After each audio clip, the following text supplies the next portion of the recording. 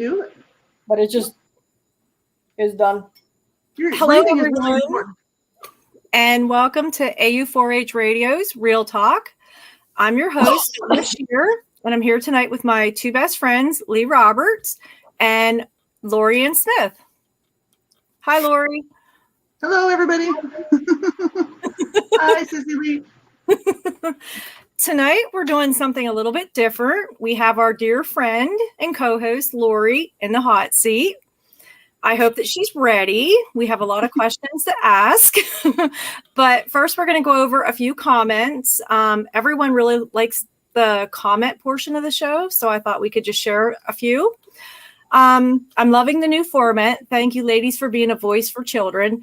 I wish you were there when I was a child. I was one of those kids no one spoke out for or about.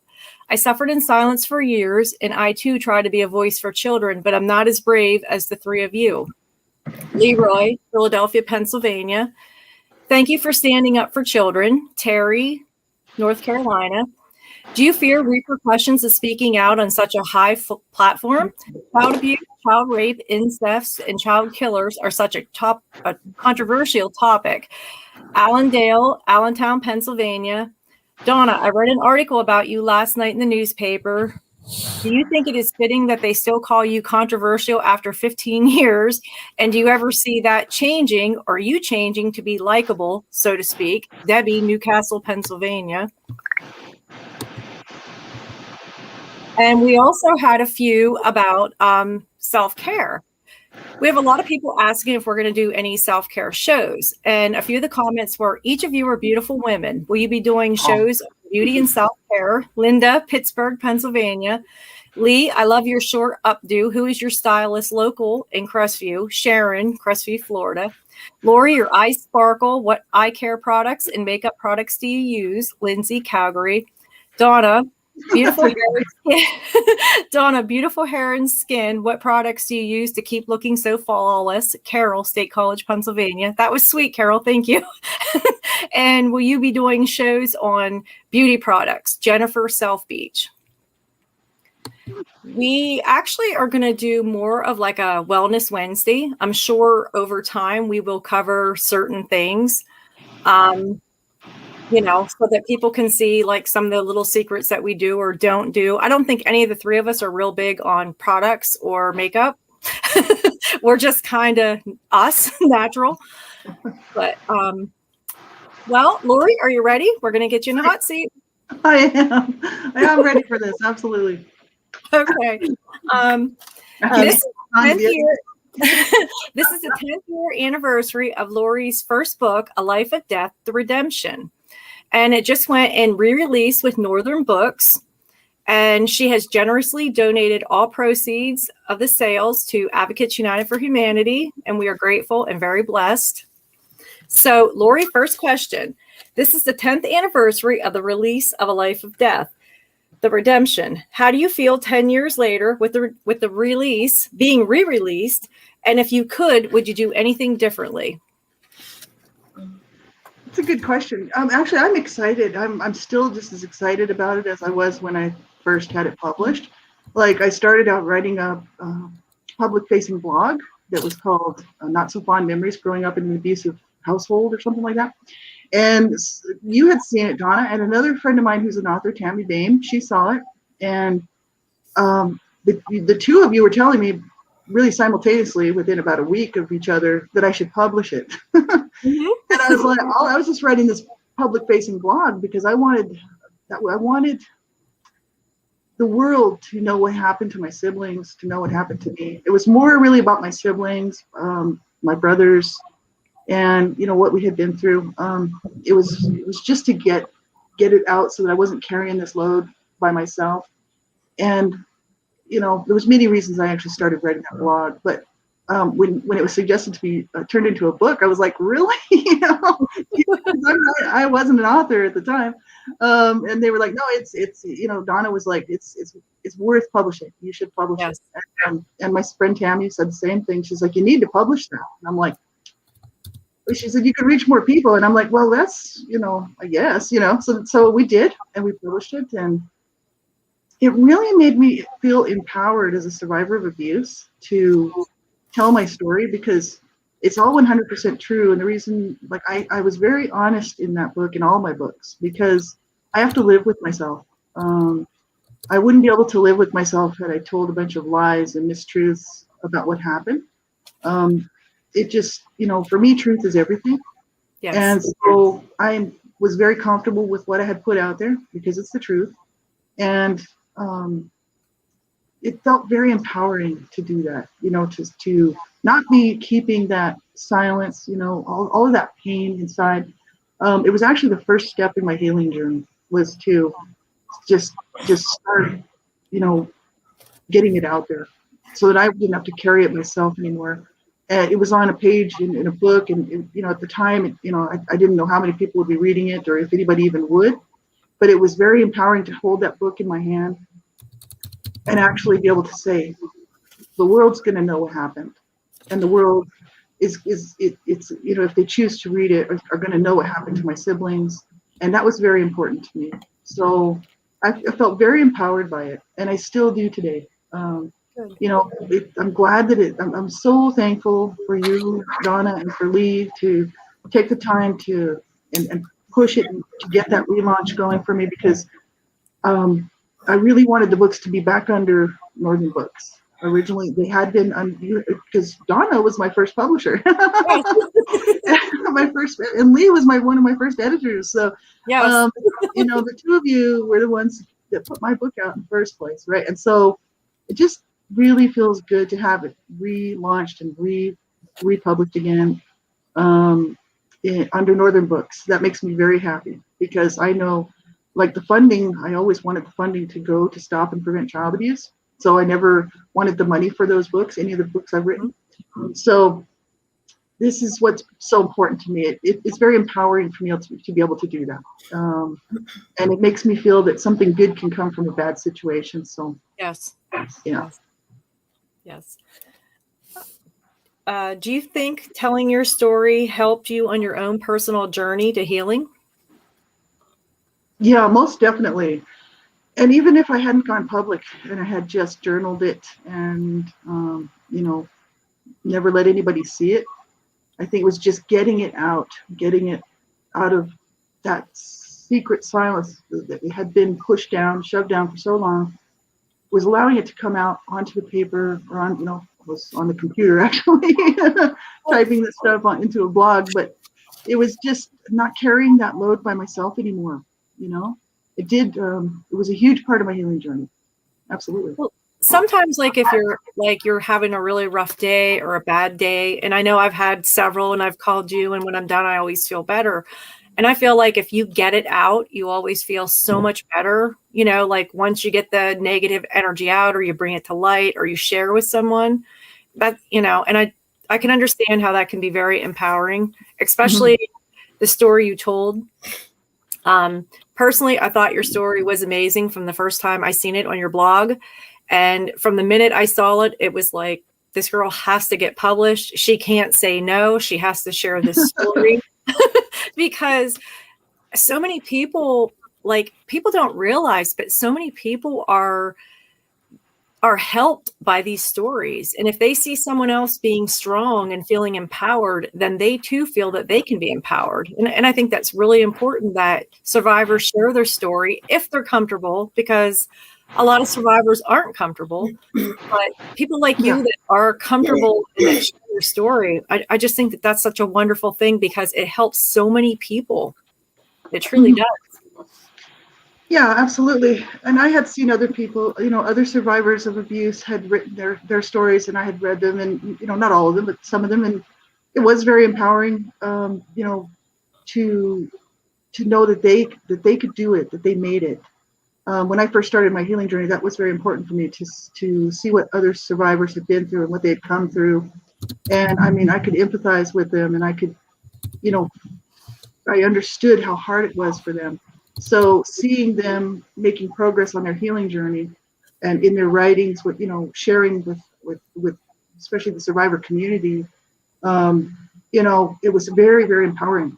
Yes. And it gave me, the feeling that, hey, I can do this. I can make it, Yeah, so not everybody would want to go public, and I totally get that.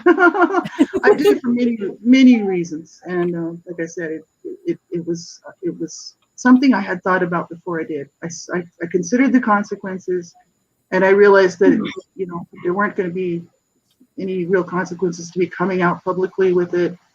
It's not like I was going to lose anything by coming out with it. I had no relationship with my abusive immediate family anyway, so I wasn't going to lose anything there. And really, I had a lot to gain from it, and so the pros outweighed anything that could have been gone. But I know for some people, it's clearly up to each survivor, whether how they want to handle their healing journey, and whether they even want to start one or not. Yeah. Because it's it's your life, right? So if you're a survivor and you're listening to this, you don't have to feel like you have to go public with your stuff. No. Many people don't, and they never tell anybody that they were abused, and they'll maybe go to a therapist or a counselor or something and handle it that way, and that's totally that's totally okay. It's whatever you need as a survivor of abuse to get through and to make it, right? Yeah, you really have to be comfortable to speak out. A lot of people's biggest thing is fear, and a really big thing is judgment. People don't want to be judged because they think that people's looking at them in a certain way or a certain light. And it's always like that little voice in the back of your head saying, like someone's thinking something about you or judging you. And a lot of people have that fear. Mm-hmm. So a lot of survivors that I have personally worked with, that was their biggest thing. It was the fear of coming forward because they were afraid what friends or family was going to think or say. And then they also feared like repercussion, like how they were going to be treated by family members that once the secret was told. Mm-hmm. Yeah. Yeah, and you have to be careful. And really, I mean, I've talked about this before on my own stuff that I do with One Child Abuse Survivor to Another on YouTube and Blog Talk Radio. If you have to really weigh the consequences, and because there could be consequences to coming forward with your stuff, and it has to be something that you're willing to be okay with. Yes. So it's not. You have to think about these things before you do something like that. For me, I did think about it before it went public, but it didn't take me very long to decide that, I needed to do that really in order for me to be able to get that load off, because I was always spinning down into a spiral of depression because of the abuse, and which would then cause me to become suicidal ideation. Mm-hmm. And I knew why I was like that. It's not like I didn't know why I was doing that. I knew what the problem was, but I had never reached out and I never got any help. And when I started writing my book and writing the blog, first of all, and getting help, that empowered me to want to live. And it definitely was a huge part of it, because I realized that the reason I was spiraling downward into the pit of despair just because I was holding it all in. Yeah. And I wasn't sharing with anybody.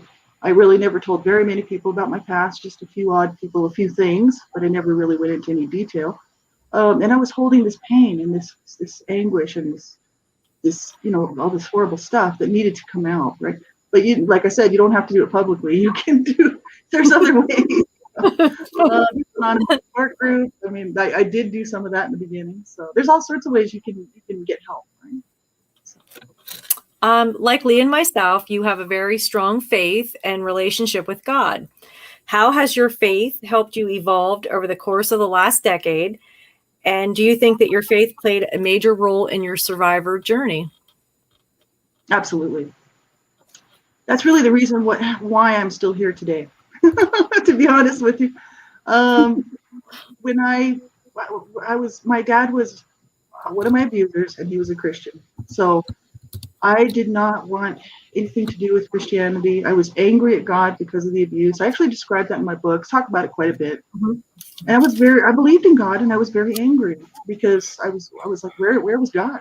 And how could God let this happen to anybody? It's not even that I was kind of just thinking of myself, like, how could God let me be abused? I used to see the struggles of all around the world.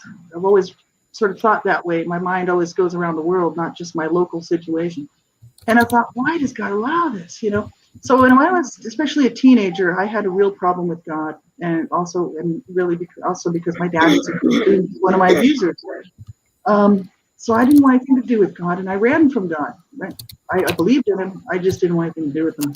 Well, when I hit my lowest point at about 41 and a half, this is the last time I was contemplating suicide. And I was pretty sure that I was going to do it. And I wrote about it in my book, A Life of Death and Redemption. And I was sitting on the couch, and I was just in such agony and such pain, just depression, PTSD flashbacks. I would say complex PTSD.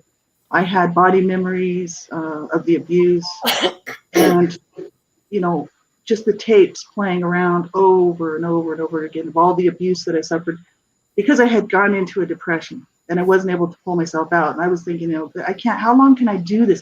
How many more years can I go through this, And because I always ended up at a suicidal point. And I mean, I'm talking in my late teens, my early 20s, my mid 20s, my late 20s, my 30s, all the way through my life, I have had suicidal ideation. So that's why I'm saying it's been a very serious problem. And so, I was sitting there on the couch and I was ready to just say, this is it, I'm going to do it. And I heard this voice, this little voice. It wasn't even like, maybe I was hearing voices or something, it wasn't like that. It was this internal kind of a little voice that was saying, live. And this other voice was saying, oh, just kill yourself. This is where I would always be because of the abuse that I suffered. Nobody cares about you. Nobody loves you. Nobody is going to care if you kill yourself. Nobody cared that my brothers killed themselves. They're not going to care if you kill yourself. They don't care. They don't care about you.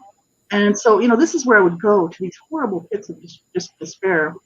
And that voice was telling me to go ahead and do it, where I had always been before. And that other little voice was going, no, live.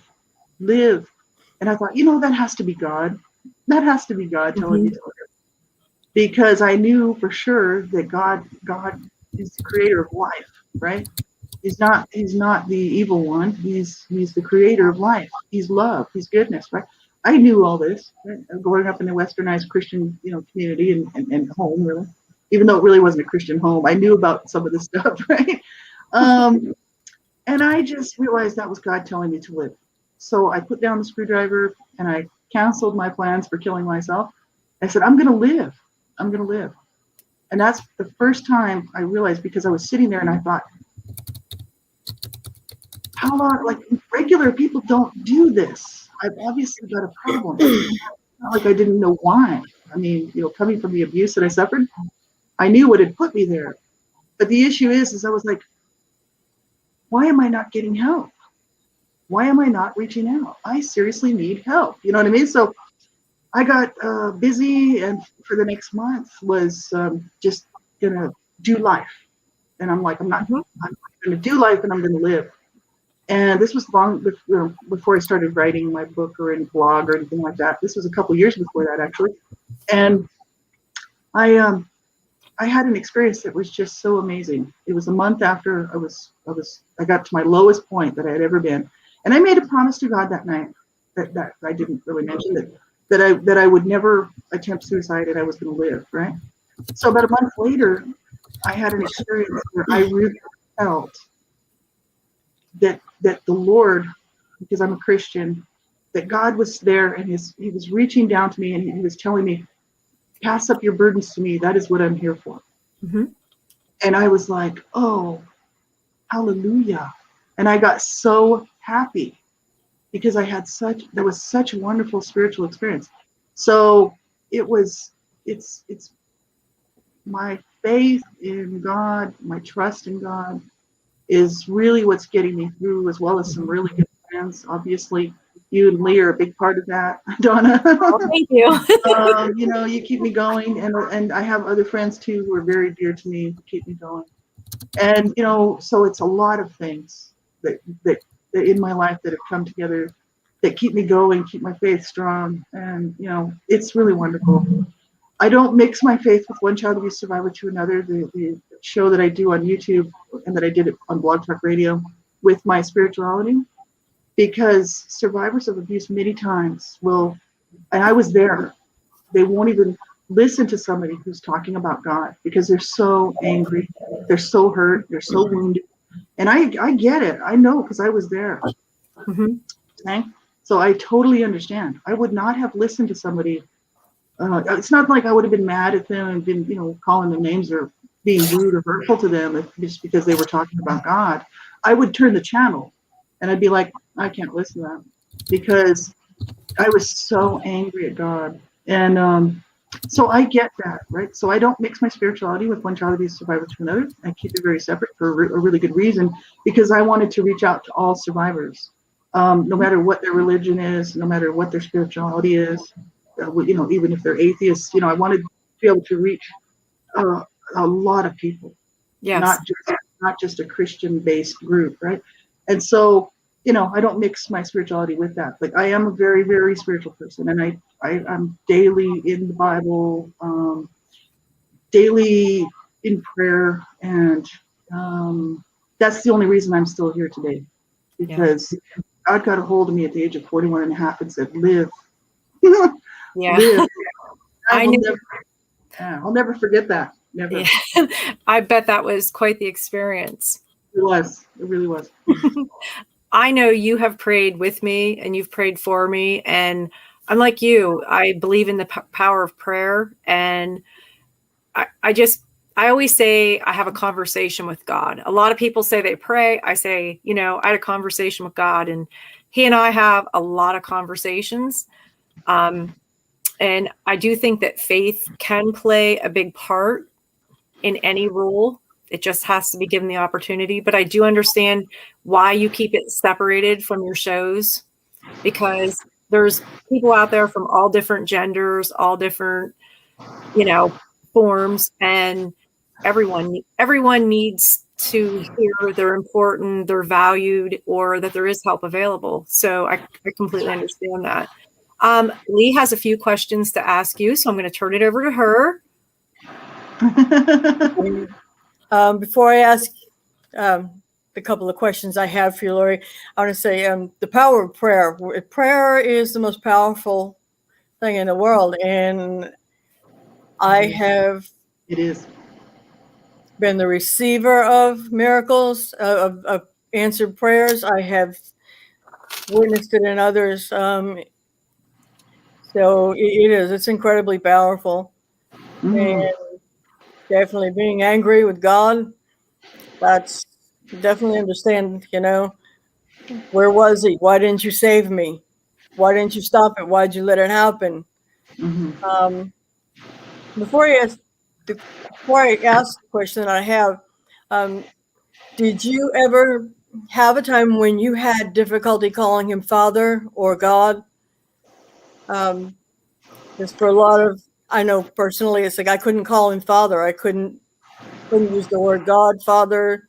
So I went with my Native American history and my lineage. I called him the Great Spirit, which he really is. So that's, and I had to have somebody actually gave me permission to do that, in order to give myself permission. I had to get permission from somebody else. I'm like, oh, I can do that. Okay. So did you ever experience anything like that? Go through a time like that? No, not really. Even though my dad was one of my abusers, my mom was my main abuser. My dad was also abusive, abusing all of us. But I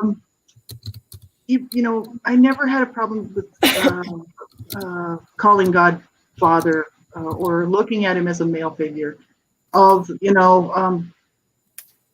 It's just never been an issue for me. But I know that so many survivors do, who may have been abused by someone in their family who either was their father or stepfather or, a father figure type, right? And so, many people will just say higher power, instead of saying Father, they'll say, they feel more comfortable addressing his creator, maker, the Almighty as the higher power, that sort of thing. But I've never really had an issue with that. Yeah. Okay. I have a question. Do you have any regrets on sharing your story and or any specific like the more intimate aspects of your story? Do you have any regrets on sharing any of that?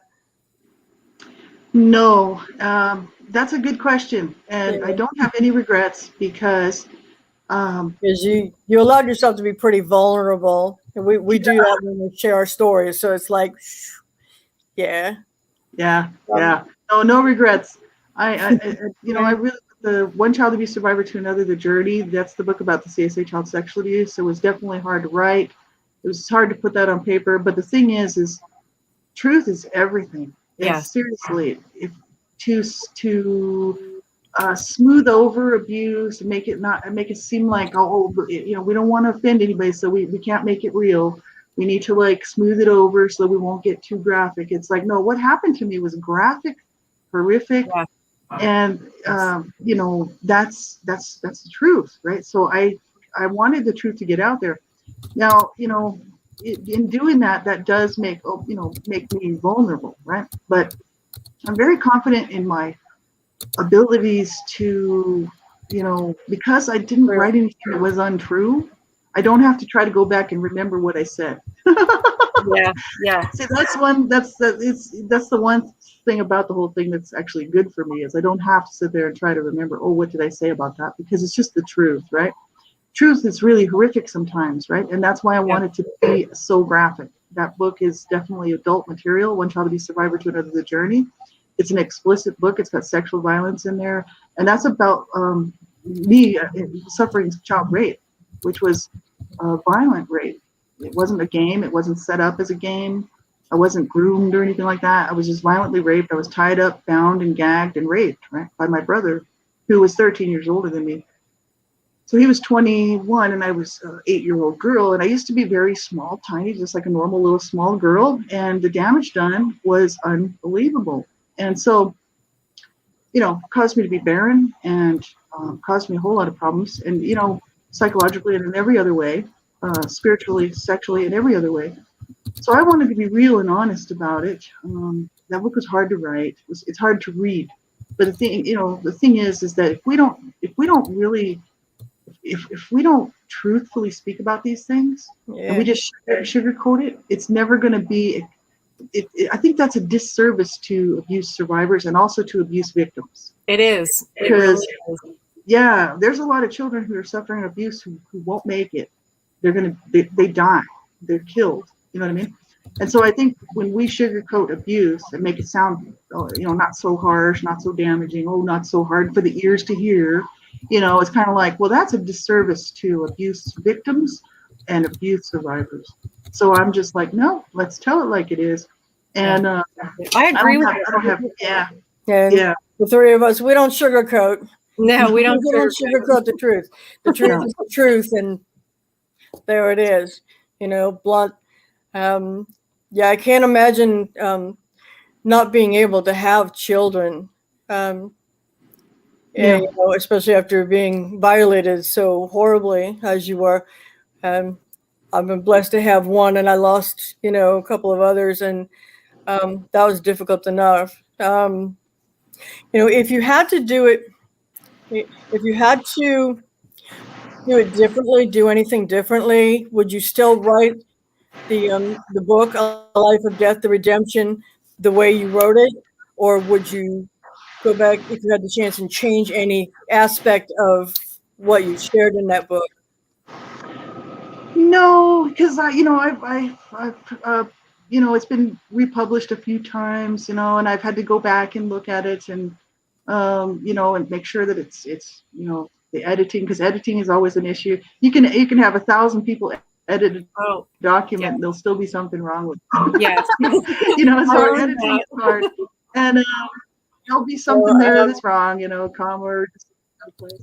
But no, I wouldn't make any changes because I've thought about it before, and I thought, in that book, I actually did not talk about the CSA child sexual abuse, and that's because when I wrote that book, I was not willing to deal with the CSA child sexual abuse, and I was at the time very uncomfortable even telling people I had been raped as a child. So I actually just put that I had been molested, and that my brother had molested me. But I didn't want to talk about that portion of my abuse at that time because I wasn't ready to divulge that stuff, even to myself. I had to do a lot of work to actually get in touch with that stuff and allow myself to feel the feelings in order to heal from that, right? So, because I had always stuffed it. You know, I talk about it as being, I took all of that abuse, the CSA child sexual abuse, really, and all of it, and I put it in a drawer, and I shut the drawer, and I took the key, turned the lock, and put the key away. And that was my way of keeping that abuse so that I don't have to look at it, I don't have to think about it, then I can do life, I can hold a job, and I can try to do this life the best I could. So by opening up that drawer and allowing myself to see that abuse and to relive it, basically, to feel how I felt as an 8-year-old girl being raped, that was very, very difficult. So until I did that work, I wasn't able to really write about it. So I wouldn't change that book. No, I just leave them all the same. Yeah. Some people will take their experiences and they can put it in a box or put it in a drawer and put it way back in the corner. And it's like someone I love dearly was able to do that. And I can't tell their story because that's their story and that's private for them. But as someone I absolutely love and miss dearly. I have one other question, the one that I had wanted to ask you that's connected with this. Do you remember the day and or the moment when your journey actually began to heal? I mean, I personally, I remember something. I remember a song on the radio that started things rolling for me, and it just opened up the floodgates. Is there any like big moment that you remember that started your journey of healing? I think, to be honest with you, after I decided that I was going to live, not kill myself. Best decision I've made yet. I'm still here, amen. And you know what I keep saying, and I always tell people when they're on my One Child Abuse Survivor to another, or my stuff that I'm live streaming on YouTube. And good. I always tell them, every day that I wake up, it's a slap in my users' faces. Every single time. Every single day I wake up, because they couldn't kill me and they couldn't get me to kill myself.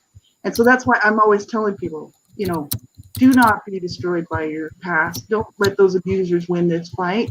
No way. So even you don't have to go public with your stuff, but if you don't want to suffer on your own, don't give up, my friends. You know what I'm saying? Don't give up, because every time I wake up and I get out of bed in the morning and I'm like, I'm alive. You're a strong and I'm healing, woman, and it's a slap in my abuser's face. Absolutely. Very out there and tell it like it is. Donna? You are very strong, Laurie. I look up to you. I admire you. I don't know if I could have shared as much as you did, to be honest. I know I got this rap that, I say things and I pop off at the mouth, and I do. But I don't think I could have. But it's the truth. But right. I don't think I could have been as strong as you. And I really admire that. I admire your courage, because it takes a lot to efface your abuser, but it takes a lot more to say it to the world. So yeah, this is, I think what it has, for me, there was safety in numbers, because I really never, because I grew up abused by both of my parents, and in a very dysfunctional, psychologically just abusive, also along with physical abuse environment. So I didn't trust anybody. I didn't trust one-on-one. I didn't trust other, as growing up, I did not trust another single soul on the planet. So I got older and I started to realize, especially in my 20s, oh no, I do want to have relationships with people. I was kind of craving that. I'm like, no, I do want to. I had always some friends that I trusted. Now these are my friends, like from Veta Juvies book. I had some friends that had my back, and they were there for me. And I'm telling you that I'm so thankful for all my friends, because I didn't have a family I could rely on, or I could trust. So I think by going public all that was me doing. It was a safety mechanism. And I knew that when I was writing the book, A Life of Death or Redemption. I was that blog, I started writing that blog. It was because my abuser dad was staying with me. I actually let my 90-year-old abusive dad come stay with me. I remember that. Yeah, he told me that, he was wanted to come to Canada, wanted to be with all of us up here. My brother wouldn't take him in because my brother was like, I'll kill him. You can't come stay with me. Because, my dad abused all of us, not just me, all of my 6 other siblings, right? And my older brother was like, there's no way he's staying with us. And my sister was like, no, he's not staying with me. I took him in for 5 years after Mom passed away. There's no way he's staying with me. He drove me crazy. And he did. And I'm like, I know, because she would call me and tell me the stuff that he was doing. And I was like, you've got to get him to go get his own place. You don't, I even told her at one point, I'm like, just put his stuff on the porch and tell him he's got to go. Right. But she wouldn't do that. Right. And I'm like, I guess she's trying to be nice, right? We're not our abusive parents, right? All of my siblings were really, we didn't do what my parents did to us. We were actually really good to our parents, whereas our parents were really horrible to us, right? But we didn't want to be abusers, right? So, he was staying with me, and I took him in for a year because he didn't have anywhere to go in Canada, and he was old, really old man. And I thought, well, this would be our opportunity to finally have a relationship, which we had never had, right? And within a few months, he had driven me absolutely insane. He was holding a knife out at me in my kitchen, saying that me and my sister wanted him to be dead and all of this stuff. He was really becoming very toxic and abusive again. And I thought, nothing changes, he's going to have to go. So in the meantime, I was freaking out because I thought, well, he was too old to beat me up, 90 years old. He used to beat me up when I was a little kid, but he couldn't do it anymore. So I realized that the only thing he could do is maybe slit my throat in the middle of the night. You know what I mean? Mm-hmm. And my inner wounded child, all these children who were abused by him, this inner wounded part of myself, started freaking out. And I thought, I've got to write a blog. I want the world to see what happened, and I want the world to know what happened. And that's really what started all that. So, it was really a safety mechanism. I just didn't trust one-on-one, so I decided to go public. And that's kind of what started all that, because I felt that there was safety in numbers. And as far as sharing with the public, I just realized that, there's always going to be people that don't like you. There's, to like me, there's going to be people that don't like my work. That's fine. It's not for them. I wrote that for my brother's family and for all abused children. Right. Yes. That book all my books are dedicated to any, really any man, woman, or child who's ever suffered abuse. That's who it's written for. Yes. Yeah. And so I didn't, I knew there'd be people that wouldn't like my work or think that it had value, but I know I've had a lot of really nice comments from people that have read it and, and said, it's just amazing that you're still here. And, it's good that you did that. So I've had a lot of really good support. I know I have actually sent people to your blog before it was published, other survivors, and I encouraged them to read your story. And so many of them come back and they were just like amazed. They repeatedly said, I no longer feel alone. And I think that's really important, that when you go through something horrific as abuse, that you don't feel alone. Like you said, you had friends and there was safety in numbers. And I don't know how many times that I had sent people to your blog and they were just, they were, I can remember the one girl she was crying and I said, and I'm trying to comfort her. And she's like, I can relate with her. That was my life. That's what I went through. That was the hell I lived in. She said, I thought I was the only one. And there was so many other people that went through what I did. But at that time in my life, I didn't see it. And, and it was funny because not funny, but funny to the point that her story was so much like yours that, just the things that she would say, and it would be like, oh no, because I could remember a lot of things that you and I had talked about personally, and she was saying the same things. And it's like, wow, like people don't realize that so many people are experiencing the same thing, but they're afraid to come forward. And like her, she would never come forward and tell her story, but she felt so good that she could relate to you And she actually told me that she reached out to you at one point, but she didn't tell you who she was or what she was. She just let you know that she was really inspired by your work. So I found that comforting in knowing that, just by someone reading your blog, it really helped them. That's very cool. I'm glad. Me too. You're a true voice. Like I said, I admire you. I admire your work. I just think that it's amazing the things that you do and the things that you do for AU4H. Advocates United for Humanity could not do most of the things that they do without you being a voice like you are. But I was wondering if you could share with us some of the other work that you do. I know you do a lot of survivor stuff, and I know you just recently started back into that. Could you tell us a bit about that? Sure. Yeah, I started doing late 2009. I started doing a blog talk radio program. And I called it The Whole Issue. And I had a couple of different shows on there. And I was doing mainly child abuse prevention. And then I thought, while I'm doing this, I'll add a little survivor chat in there as well. So I called that One Child Abuse Survivor to Another. Because that's what I thought, it's just one survivor to another, right? One child abuse survivor to another. I thought this is perfect, right? Because I was really trying to reach out to the adult survivor world, right? And the survivor chats you started up again, and that's critical for so many survivors, especially this past year with the COVID and the quarantine and not being able to get out and meet. And some people aren't yet ready to meet. So that's a very, very important bit of work that you're doing to help support other survivors. That's really important. Yeah, and it's good for me too. Like, it's good for me as well because, as a survivor of abuse, I need that support as well. You know what I mean? So it also helps me to do that, and also it helps me to sort of see where I'm at in my healing journey. By feelings that will come up, whatever I'm talking about. All of a sudden I'll be like, I feel some anger coming on. Okay, maybe I better do some anger work, or, it sort of helps keep me on my healing journey. So, it's not that I'm just thinking, I'm just so great, super survivor here trying to help people. It's sort of symbiotic. Like, it helps me to do it. And I love to be able to just, encourage people to keep going and don't give up. And, because that's what I need to hear.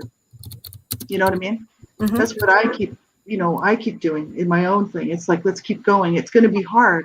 There's going to be hard days. There's going to be hard times. Life's not easy for any of us. We know that, right?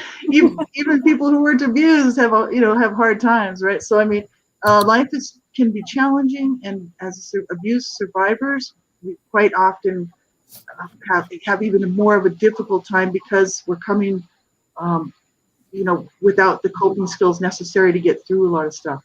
And so that's why I'm always continually working on coping skills. As both you and Lee know, Donna, that, you've seen some of the stuff that I've done based off of really dysfunctional behaviors that I had always been using to protect myself. You know what I mean? Yes. And you guys are always just so good about it. And you're just so welcoming, just loving towards me. And you're like, it's okay. We understand, we get it, right? And it's nice to have friends who really care about you and understand how hard it is, and understand where you're coming from. It's wonderful. So I like to just be just another voice out here to encourage survivors, not to give up and just to be a resource like this, because that's what we do at Advocates United for Humanity, right? And it's sort of just another extension of that, right? Well, we admire the work that you do. We are blessed to have you, but that the friendship is mutual. I know, like I said, if I'm having a really bad day or I'm having something that's not going so great with my life, you're always there to support me and comfort me. Yesterday, when I talked to you, I kind of thought I was going to have like a little breakdown because I had some news that wasn't so good.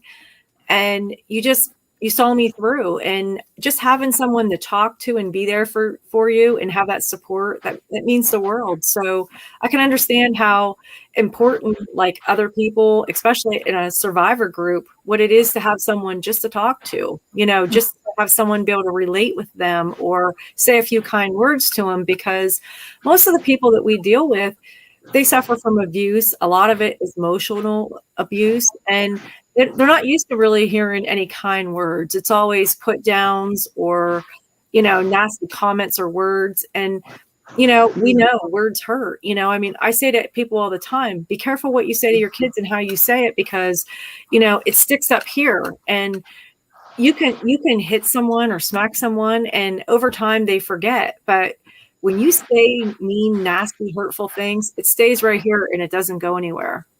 Yeah, that's right. And I agree. It's just important to have that support network. And that's what I tell people, on, any of the stuff that I'm doing from, the survivor stuff. I'm like, if you don't want to do this alone, you don't have to. You know what I mean? Because some people do like to be, very much alone, and they're happy that way. That's fine. But because I get that. But the thing is if you don't want to do it alone, you don't have to. Exactly. You just have to find some trustworthy people. I did. And that's what I always tell them. I'm like, I did. And I reached out, and all these hands came back to me. Lee Roberts was one of them too, because Lee Roberts is also a survivor of abuse, survivor of child abuse, and domestic violence.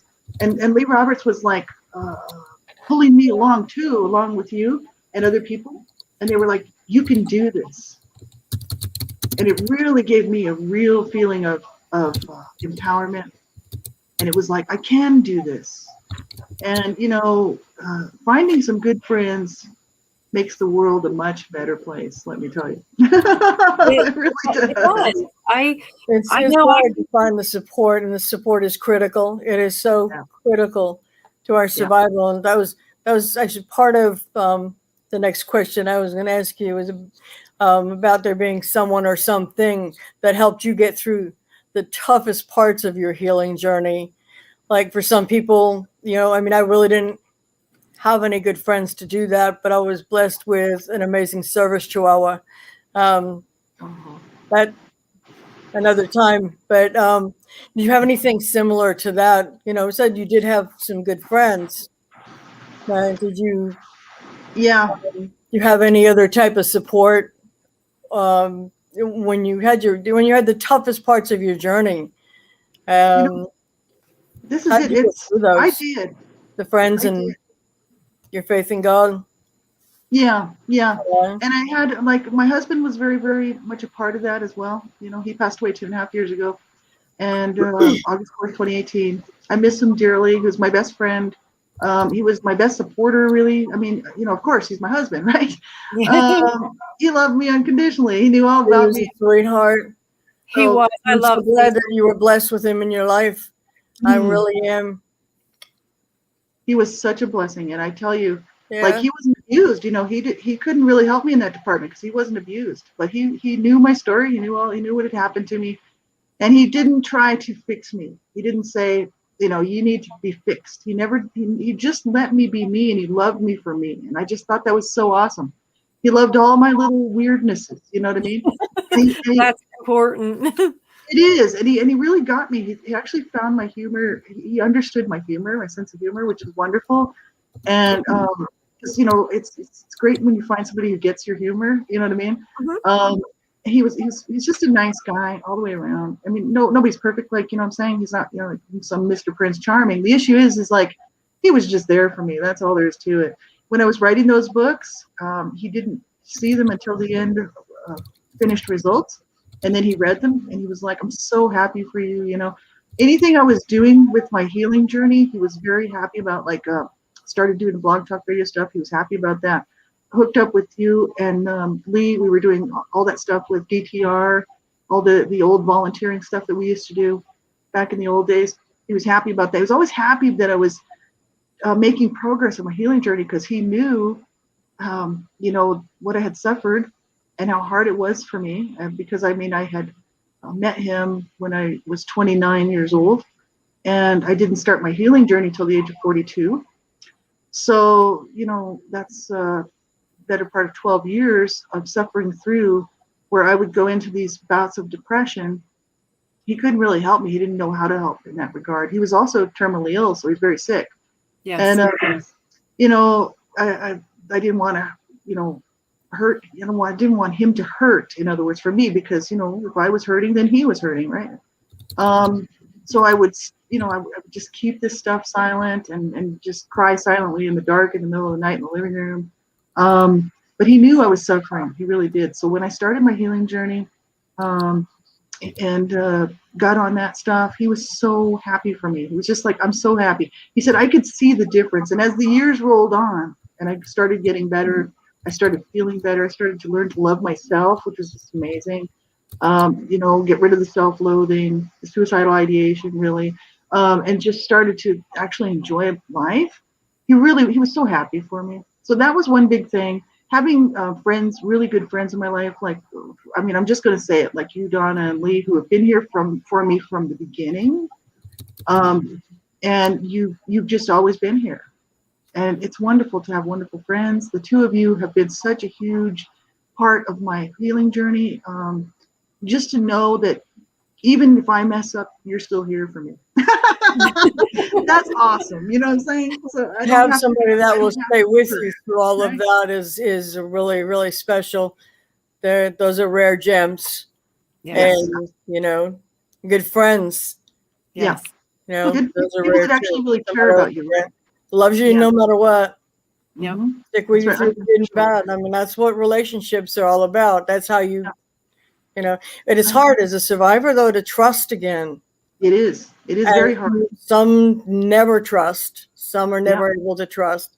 So I'm thankful that you had that kind of a relationship in your life with Cease. Yeah, that was a real blessing. It really was. And, he passed away 2.5 years ago, and he was worried for me because he thought he would talk to me before he passed away because we knew he was going. He's terminally ill. He was very sick.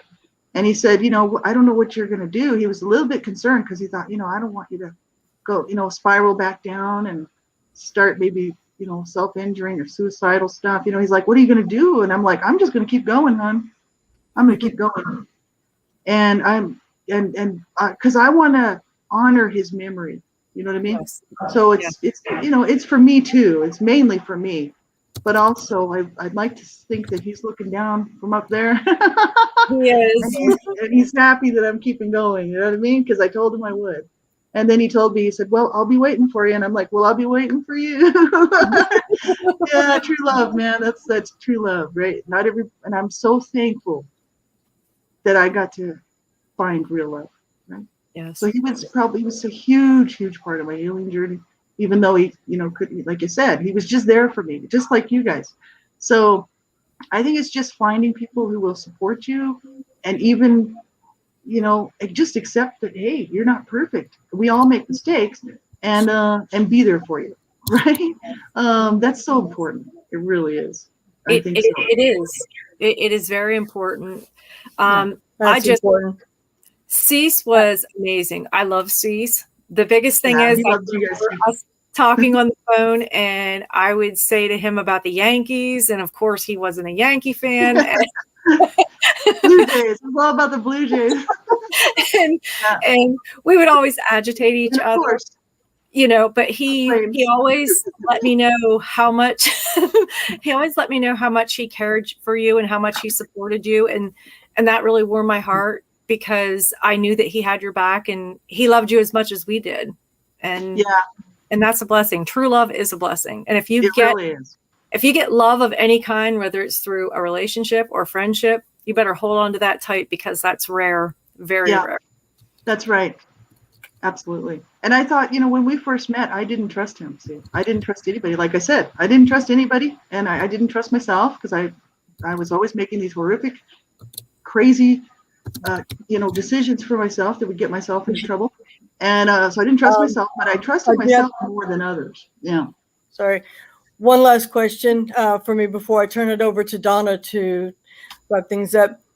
And do you see yourself writing a book on sharing your healing journey and the coping skills that you learned that helped you, whether it be art? I know that you're, playing around with learning the guitar now, but it's like, do you envision writing a book on this, the healing aspect and the coping skills that you learned that helped you, that may help others who are on the same journey or similar?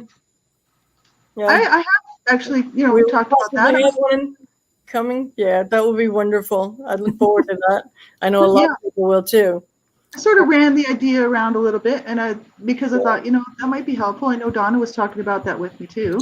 Yeah, and down to Donna. Just a few more questions, Laurie. We're doing good. We're doing good. I'm still breathing, so we're all right. I'm used to being the one over there doing the interviews. You're doing great. I feel kind of like out of place tonight because you're usually the one that does the interviews. And no, I actually like sitting over here. This is great. And I'm just hoping that I'm doing okay. You're doing fantastic. Both of you guys are doing a wonderful job. If someone was being abused, what would be some advice that you would give them about speaking out? Well, I mean, first of all, if you're a minor under the age of 18, and you're being abused in any way, you need to get help, because there's no excuse for abuse. And I'm telling you, do not allow this. As a matter of fact, don't tell one person. Tell as many people as you can. Yes. And make a report, a police report, and also call child help. Call 1-800-4-CHILD. And also, not only that, get a whole bunch of adult witnesses who can witness a statement, and get many people involved. Not one, who may not be able to really help you. You got to tell a lot of people, because if you're a young person being abused, that is not okay, and you don't deserve that. No child does. There's no excuse for abuse. There never is. No. And so, for young people, anybody who's a minor, who's not considered to be an adult, 18 and under, you get yourself some help. And it doesn't matter who the abuser is. Somebody outside your home, somebody within your home. Do not allow this. You get yourself some help. That means filing a police report, talking to as many trustworthy adults as you can find, and getting this huge thing done for you to get you out of that abuse. It is so important. I really wish that I would have done that. And I do talk about all that stuff, why I stayed and why I didn't run away and why I didn't, allow these interventions that were done for me to be police, to go to the police and stuff like that. And at the time, it made sense to me. Now, looking back on it, I definitely would have probably thought different about it. You know what I mean? I didn't deserve to be abused. No. I didn't deserve to be mistreated like that and abused in any way. I don't care what it is: physical, emotional abuse, psychological, sexual abuse, doesn't matter, spiritual abuse. No, there's no excuse for any abuse. So if you're a young person, you get yourself to safety. And if you're anybody who's an adult who's over 18, you have to get yourself out of that abusive situation. Do not allow yourself to be abused. You know what I'm saying? It's not okay. So it doesn't matter who the abuser is. You know what I mean? Somebody in the family, or, partner, girlfriend, boyfriend, husband, wife, whatever, lover, anybody in your life who's abusing you, you do not allow yourself to be abused. It's not okay. And people are afraid to make that step. And if you think your life would be threatened because you do make, you want to reach out and get help, you need to do an exit safety plan. You need to get somebody to help you set up an exit safety plan so that you can actually get out of the abuse. Yes. And without being killed and murdered, because we know that this stuff happens. And so, you make the choice to live as an adult an abuse-free life. I know that I did. That's one thing that I was really so adamant about. I was like, there's no way I'm going to allow anybody to abuse me anymore, ever again. And I don't care who it is. No. I don't care. No. A friend, a boyfriend, a husband, a family member, somebody down the street. There's no excuse for abuse. See? So, get yourself to safety. Do not allow yourself to be abused. It's not okay. You don't deserve that. Never okay. No, Lee didn't. Nobody deserves to be abused. So get yourself some help, right? Absolutely. Yes.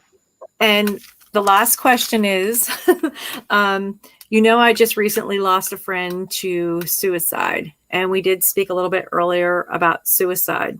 What do you think that people should do on a daily basis to reassure that other people may be in need or need some advice, or just to like do a checkup to make sure they're okay?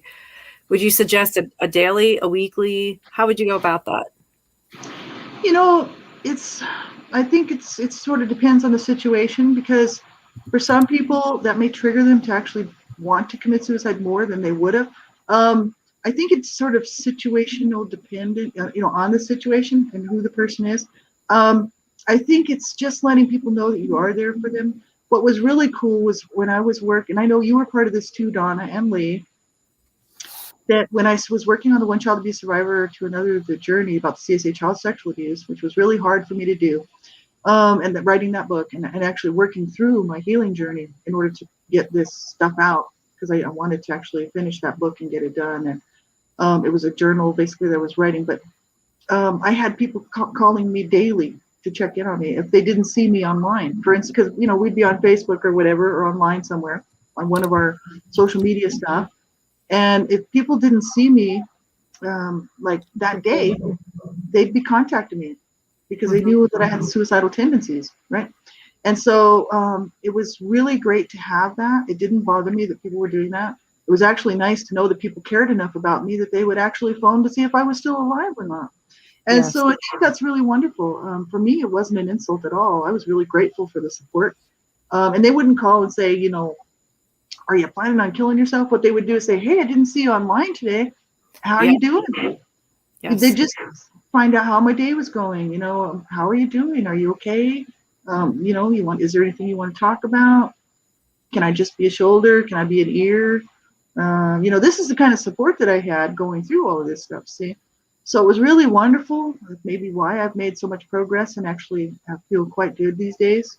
And I don't plan to kill myself. And it doesn't mean that I don't think about suicide, because that's part of my makeup, because I was abused and I grew up in this suicidal environment, right? My dad was suicidal. My mom had suicidal ideation. They were both mentally, psychologically ill. And two of my brothers killed themselves. One of my sister was suicidal, and I was suicidal. So, it's kind of ran in the family. So I do still think about it, but it's not suicidal ideation. I just let the thought go, and I'm like, no, because I'm alive. And it's a slap in the abuser's face. Like every time I think about that, I'm just kind of every day, I'm like, I win. It's my victory. So I do a lot of talking about suicide because I want people to realize, if you're sitting there and you can't cope and you just have no clue, how you're going to make it through the next 5 minutes, because, it's just, you can't do it. You need to call a crisis line. You really do. Yeah. Because I wanted to volunteer for a crisis line a few years ago, back before my husband had passed away. I really wanted to be a part of that. And they were like, you're with a terminally ill husband, it's not going to be a good idea for you to be doing this. It's going to be for you. You need to do that at another time when you're going to be stronger and able to do this stuff. And I was like, that makes sense. But I really wanted to do it because it's people that really care who are sitting on the other end of that suicidal hotline. And they really do care. They wouldn't be doing it otherwise, because they don't hardly make any money doing that. Some of them, a lot of them are volunteers, so they're making zero money. They're just doing it because they care. There are a few that are getting paid to do it, but they only get paid like minimum wage. It's not a whole lot of money to sit there and try to talk somebody out of killing themselves. So what I'm telling you is they're doing it because they really do care. And so do I, and so does Donna, and so does Lee.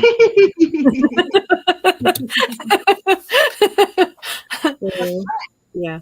I know myself. Well, there's you and myself and Lee, but we have a small group of friends, and we kind of do like the little circle thing. We kind of check on each person, or, I might check on you and you might check on somebody else. And, we kind of do, like I always say, create your circle, check on the people within your circle daily, just to make sure that they're okay. Or like I said, everybody has a bad day, or they go through things. And I know recently, just in the last few months, we've all had experiences that are really downing, and it's easy to fall in depression, and a lot of us have anxiety. So I do think it's important that we check on people, on a daily basis, just to make sure that they're okay and that they're holding in there. And sometimes That's right. just hearing a few encouraging words changes everything.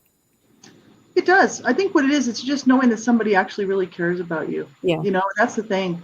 It's nice when people reach out to you. I mean, I even have people, on my YouTube chat who will just pop a message in and they'll say, "Oh, just thinking about you." I don't know these people, but it makes me feel really special. I'm like, somebody's thinking about me and they care. You know what I mean? I think it's just paying attention and being that ear, being that shoulder, being the one to actually reach out and contact them and say, "Hey, how you doing? I haven't seen you around for a while. I'm just checking to see how you're doing." And I think it's just letting people know, that you do care, and and if there's anything you can do to help, I mean, you're there for them, right? Yeah. And that's just it. So many people, especially with this COVID-19 thing. That's why we did that show on COVID, talking about the issues of COVID-19. So difficult for so many people around the world right now who've been so isolated. Feeling very lonely, very, lost. It's horrific, right? So that's why, it's really important at this time to reach out, because some people may not realize you're struggling or suffering with depression or anxiety or any PTSD or any of this stuff going on in your life. They may not realize it, and then, they would have been there for you if you'd have reached out. You know what I mean? So it is important to reach out to, find some trustworthy people who can become that buddy system for you, right? Yeah. Absolutely. Well, and I mean, like I said, I had that even as a teen, because and growing up, I had friends who were my buddy system. And so even when I was going through all of that abuse, having those people in my life was really great, because they were there for me, that's the thing. It's really having friends is very, and I mean, we're talking real friends. Yeah. Yeah. Not mean, hurtful, rude, not real friends. Like, we're talking real friends who really care about you.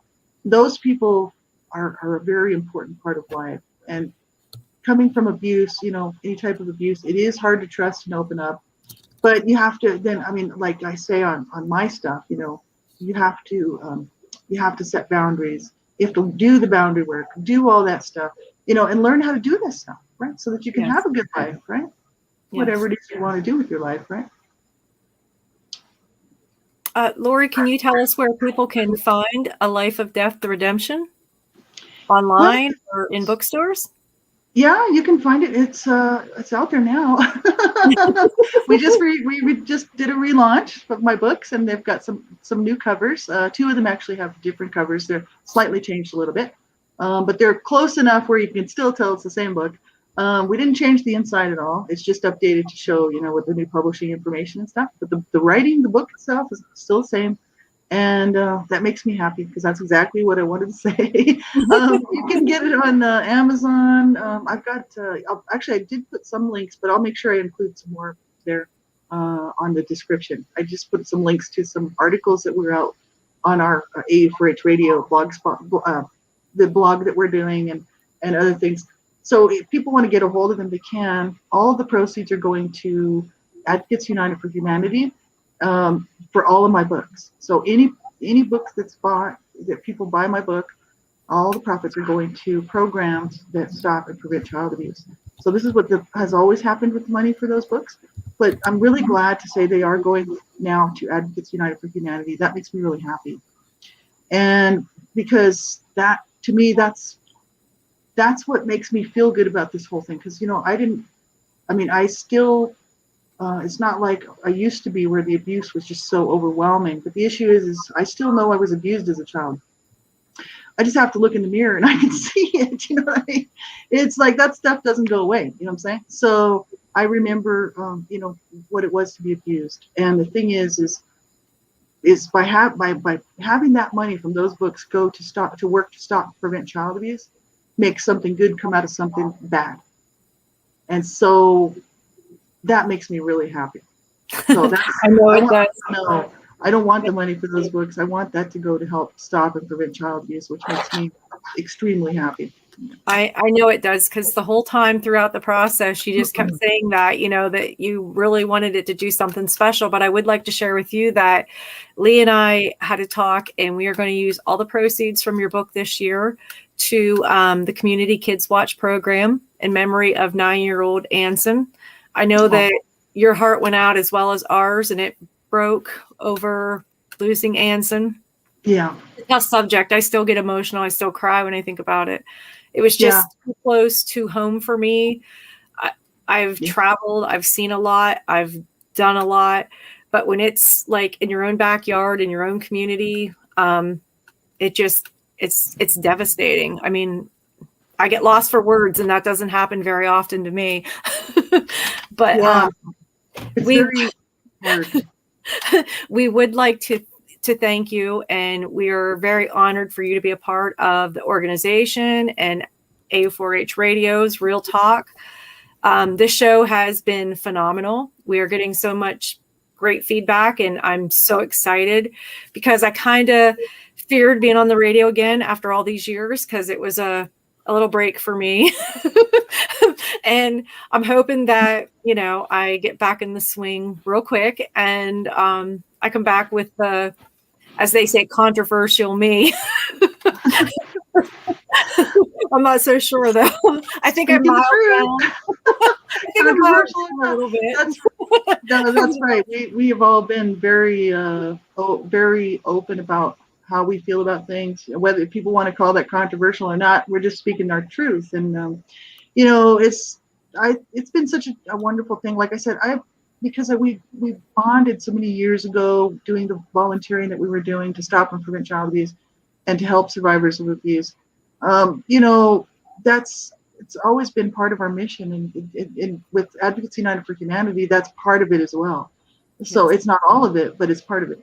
And so that's just so wonderful. I think it's wonderful that this will go to help the Community Kids Watch program, and for Anson, because I'm an ambassador. That's right. Yeah. I'm a Community Kids Watch ambassador. Yeah.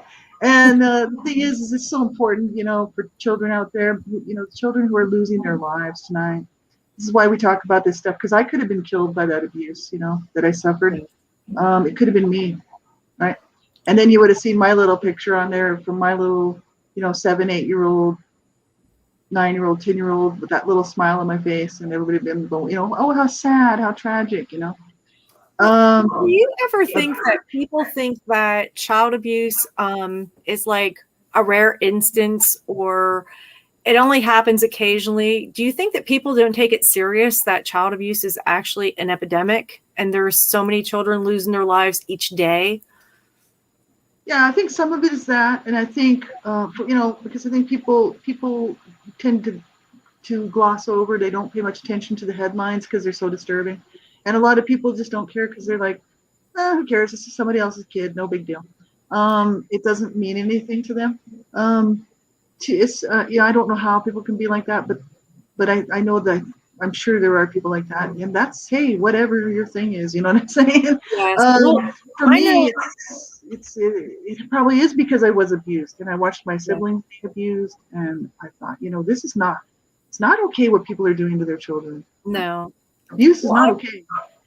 Well, I know here where I am, I live in a very small community. I know, like, when there's something in the headlines, like I just read a headline yesterday about a little boy, his mother was going to abandon him at a park in Ohio, and it ended up he grabbed a hold of the vehicle and she actually drug him, and then she ran over him and she left. She come back 30 to 40 minutes later and he had passed away, and she throws him in the trunk and takes him home. And the next day, her and her boyfriend, they throw him in the river. And a lot of people here was saying, oh, that's so sad. It's awful when things like that happen. But things like that happen every day. It's not just like a one-time thing or a rare thing. It happens every day. And I think so many people don't know that, or they don't see that, or maybe they don't believe it, or, maybe we always say child abuse is ugly. Maybe nobody really wants to see it. But if you don't see it and you don't talk about it, then it just continues. And then, That's it's, right. it's going to continue, and the more and more innocent children are going to lose their lives. And I think it's better whether we're considered controversial or not, because we speak the truth. We don't lie. We give you facts. And we don't sugarcoat. And I think that a lot of people don't like that because they want to live in their happy, fun little worlds, and they don't want to think of anything bad happening. But life is, bad things happen, you know. Mhm. That's right. Bad people do exist. Children are dying, you know what I mean? Children are dying. And at the hands of people that are supposed to be taking care of them. And the issue is like abuse is it's not a fun topic. People No. just, and I can't blame people for not wanting to hear about it. I really can't. It's generally like-minded people who are out here working to save children's lives. Because for some reason we care, you know. A lot of people really don't. They don't have time to think about it or care about it, and it doesn't bother them that people are killing their children around the world. It just bothers me because that's a human life, and we all have human rights. And if we don't stand up for those human rights, we're going to lose them. Like, that's the issue. Human rights came by, only just recently, and people have fought and died for these human rights. And like, children actually have more rights than adults do, because they actually have the right to be protected, and they have a right to be, loved and nurtured and cared about. And children, when they're being abused, their rights are being taken away from them, right? Abused in any way, I'm talking. It doesn't matter what kind of abuse it is. Their rights are being taken away. And I just am one of these people that I don't mind standing up and talking about this stuff, because this is really important. Because children are dying, and people would say, well, maybe you just do that because, you were raped as a child and you were beaten, and nobody, that's just your thing, And it's actually no, because I'm a human being on the planet, and I just think it's wrong for people to treat anybody like that, whether they're a child or an adult, right?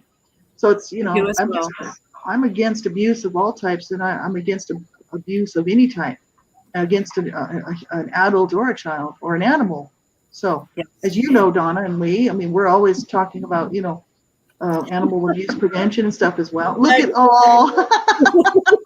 I was thinking about our mascots, and they're like, they must have had a really hard day because they were all asleep. So mine's in his little bed. Oh, he's so cute. Yeah. He's so precious. I just want to pick him up and hug him because he's so big. I want to add something real quick. And you said the abuse is ugly, and it is. It's a horrible, ugly, nasty thing to happen to anybody. And back to a comment that you shared in the beginning, the repercussions that may come from us speaking out on such a high platform are nothing compared to what could happen to a child if we don't say anything. Exactly. And we three will not be silenced. We will speak. No apologies, speaking the truth. And, we'll stand up for the kids because we're adults and we can take it. But the child, they need somebody to speak for them. They need a voice, and we are their voice. We can reach a lot of people on this platform. And, that's right. So that's the way it is. We'll keep speaking. We're going to keep talking, and we're going to make a difference. Yeah, amen. Yeah. And really, it's just about, we have a voice and we can use it. That's where I was so many years ago. I have a voice, when I started doing Blog Talk Radio, I was just sitting here in the same apartment. This was the same desk, different computer, but I still have the same desk. Many years ago. And and I was just like, I've got a voice. I can speak out. And I actually had some flack from some people. They were just like, why do you do this? And I'm like, because I have a voice and I can use it. I can use it to try to help people, right? And to try to make a difference in this mess. So, yeah, definitely. I'm glad to be able to do this. Let me tell you, I wouldn't do anything differently.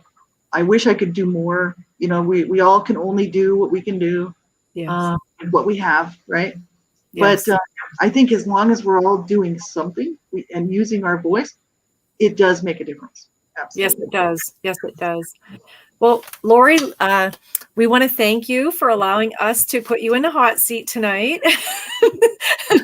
It was different tonight because I'm so used to you kind of running the show. One for me. 'Cause I kept thinking all day, about the questions we were going to ask. And it was like, I think I was kind of really nervous because I thought I've never hosted before. And when I did, it was so long ago. And Yeah. we just really wanted you to have a great interview. But I want to say for Lee and myself that we were blessed to have you at AU4H. We were blessed to have you at AU4H Radio. And we were blessed to have you at Northern Books. I hope that everyone, visits the website and checks out your books and ebooks. They're both available. Please, we ask people to give your feedback, comments, questions. If anyone is suffering in silence or needs someone to talk to, one of us is always here. We have dedicated volunteers that work around the clock trying to assist people. So, anytime that anyone feels that they just want to talk to someone or want to reach out to them, and they can do that on your website. If you want to give us the link, please. Yeah, that's it's HTTPS. It doesn't have a www in front of it. It's just author Laurie Ann Smith.weebly.com. Perfect. And I'll actually because I usually do the updating of the stuff for the descriptions and stuff for the show, so I'll include all that there. It might be Perfect. there. So. Perfect. Yeah, we get a lot of people asking about, like the links or how they can help or what they can do. And I always say, it's on the website. It's on the website. So hopefully we're going to start including some of that information in the description. Yeah. But like I said, Lee and I, we both want to thank you for letting us put you in the hot seat. Well, thank you. And, I'm cool. I'm starting to cool off. and I made it. And I just want to let you know that too bad. it wasn't that bad. They said they were going to be kind to me, so I'm like, that's nice. I think we were pretty kind. You were very kind. Thank you very much. What a wonderful interview, and just always wonderful to spend time with you. And it's such a great mission, and I couldn't have done it without you. Like I said, I couldn't have done any stuff that I've done without you. You really were my mentors and my the people that stepped up to the plate just to bring me along and say, you can do this. You know what I mean?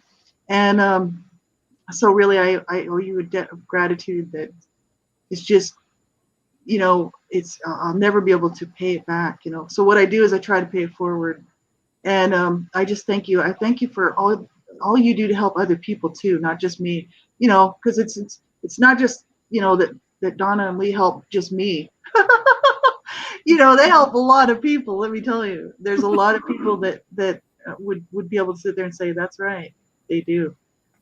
You just are both of you just so wonderful. I'm really honored and thankful to be able to still keep doing this with you guys. Like, this is amazing. So many years later. And, who would have thought, right? This is what I'm saying. So this is such a great honor to be able to be part of this again, and to be able to advocate alongside of you and try to make a difference. And so I just want to thank you, and I want to thank all the people who have supported us and along through the years, some going way back to when we first started. And, for all of your nice comments, we appreciate the support. We just appreciate it. And I appreciate all the volunteers who are working, so hard for AU4H and, trying to make a difference for, through their communities and stuff. It's just so wonderful. So thanks to everybody, really. I couldn't have done it without you. Well, Lee and I feel the same exact way. We are very grateful, very thankful. And you're going to make me cry with all the sweet things that you said.